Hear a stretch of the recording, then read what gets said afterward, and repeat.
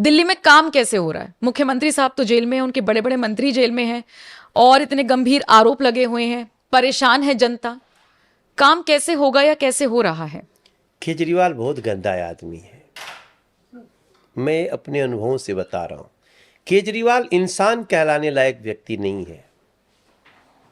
मैं बहुत वेदना से बोल रहा हूं। केजरीवाल लाश पर भी राजनीति कर सकते हैं। केजरीवाल ने दिल्ली को धोखा दिया है। अगर दिल्ली का सबसे बड़ा विलेन कोई है पिछले 10 साल में तो वह अरविंद केजरीवाल। दिल्ली के लोगों को पानी के लिए तड़पना पड़े, नल खोलते ही गटर का मिक्स पानी गिरे घर में, दिल्ली राजधानी और नलियां बजबजा रही हों, खुद को दिल्ली का बेटा बोले और बुजुर्गों का पेंशन बंद हो, 10 साल से गरीबों का नया राशन कार्ड न बना हो, जबकि मोदी जी पूरा राशन देने को 5 साल तक फ्री तैयार है।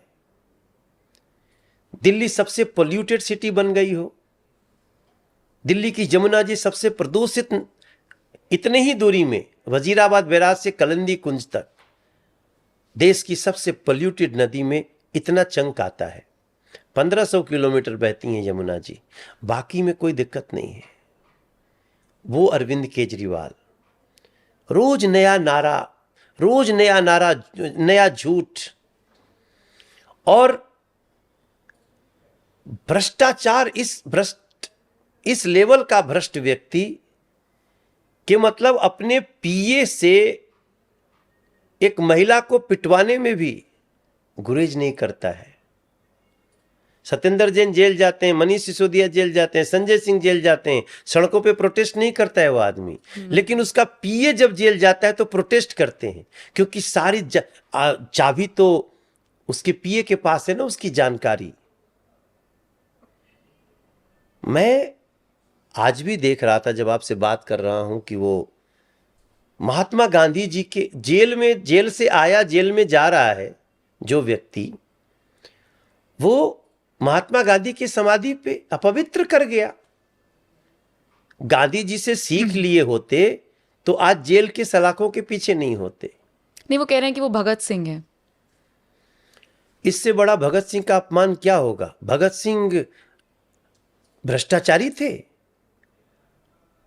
भगत सिंह भ्रष्टाचार के लिए जेल में गए थे।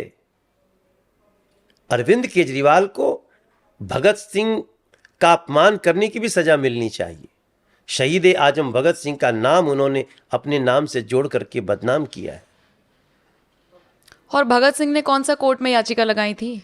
जमानत दे दो, जमानत दे दो।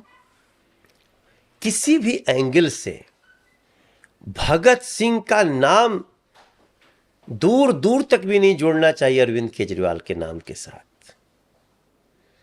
जो अपने गुरु को धोखा दे करके खड़ा हो, जो अपने साथियों को धोखा दे करके खड़ा हो, जो अपनी सबसे पहली जो गुरु जैसी उसकी साथी थी संतोष कोली, उसको मरवा करके खड़ा हो। आप कभी जाकर के संतोष कोली की माता जी से पूछ लीजिए। पढ़ा है मैंने उनके बारे में, बहुत पूरी कहानी पढ़ी है। उनके पास में बैठता हूं ना तो मैं बर्दाश्त नहीं कर पाता उनके आंसुओं को।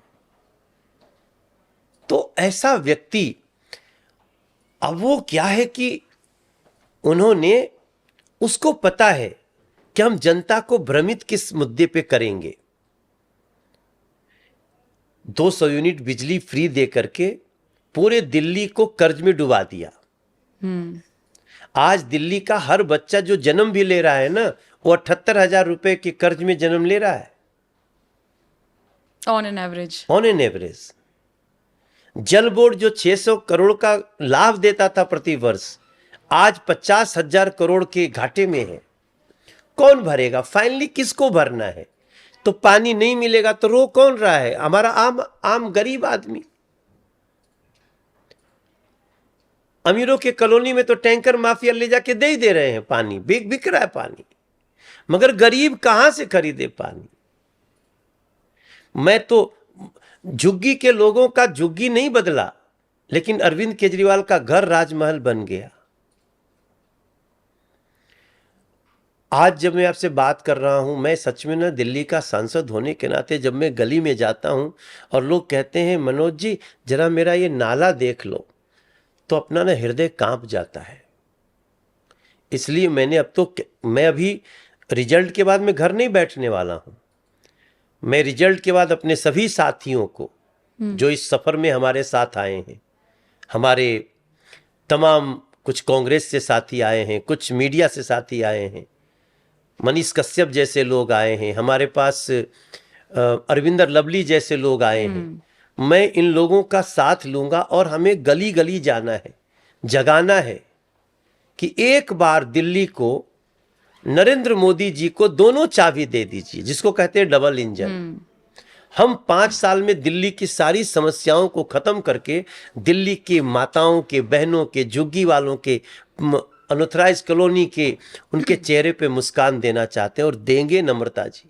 आज आपसे यहाँ अगर हमको 5 साल के लिए डबल इंजन मिल गई, मोदी जी प्रधानमंत्री और दिल्ली में बीजेपी की सरकार, हम 5 साल के अंदर दिल्ली को उसका हक दिला देंगे।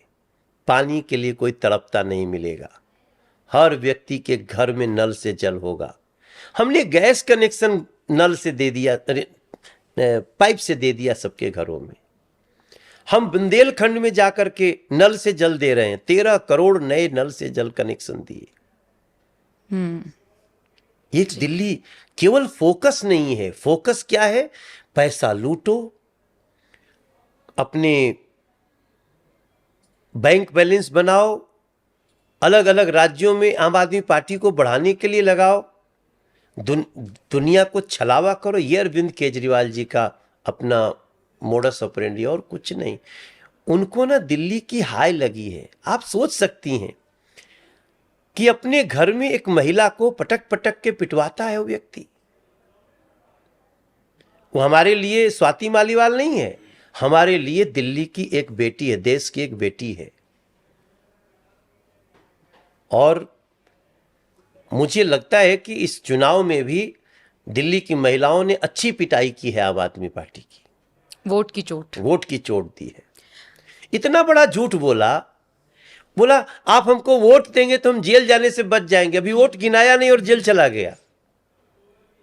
वोट गिना जाता तो होता कि चलो भाई वोट नहीं दिया इसलिए जेल जा रहा है। वो तो गिनाया भी नहीं और जेल चले गए। किसको बेवकूफ बना रहा था ये व्यक्ति? आप मेरी बात समझ रहे हो ना? जब तुम बोल रहे हो कि वोट दोगे तो मैं जेल से बचूंगा, तो वोटवा गिनाने तो दो। क्यों जा रहे हो 2 तारीख को जेल? एक और भयानक झूठ। तो अरविंद केजरीवाल का पूरा परिचय झूठ और लूट है, गंदगी है मन में, बहुत बड़ा अपराधी है ये व्यक्ति। ये किसी को अपने रास्ते से हटाने के लिए कई मर्डर करा चुका है ये व्यक्ति। क्या बात कर रहे हैं? हाँ, संतोष कोहली तो एक नाम लिया हमने, सोनी मिश्रा एक नाम है, जिसका इनके पार्टी के व्यक्ति ने उसके साथ शील हरण किया। वो जब आई तो बोला कि कॉम्प्रोमाइज कर लो, एंड शी गॉट सुसाइडेड। तो ये अरविंद केजरीवाल ने कई मर्डर कराए हैं। अरविंद केजरीवाल, ओहो 10 साल में जो मैंने इसलिए बहुत, आम आदमी पार्टी में बहुत अच्छे लोग हैं, कई अच्छे लोग हैं। मैं इंटरव्यू में आपसे बोल रहा हूं, उनके मन में देश है। उनको लगा कि this man is charismatic, Arvind Kejriwal will change the politics. अभी आज वो थके हारे देख रहे हैं, अपनी कुछ पार्टी छोड़ करके जा रहे हैं, कुछ को कल जाना पड़ेगा। कुछ जल्दी समझ गए तो पहले ही निकल गए। कुछ पहले निकल गए। तो मेरा ये जो मैं आज बोल रहा हूं ना, मैं बहुत आत्मा मेरी दिल्ली की दुर्दशा देख करके मैं रो रहा। मुझे अगले 5 साल में, आपने पूछा ना कि आपने 5 क्या काम करेंगे। हमारा 5 काम, सोनिया विहार रोड को डबल करना है, ठीक, करावल नगर रोड को ट्रैफिक जाम से फ्री करके उसको निर्बाध बनाना है। हमें सेवाधाम के रोड के ट्रैफिक को ठीक करना है। हमें गामड़ी रोड के साथ बैठ करके उस रोड को डबल करना है। हमें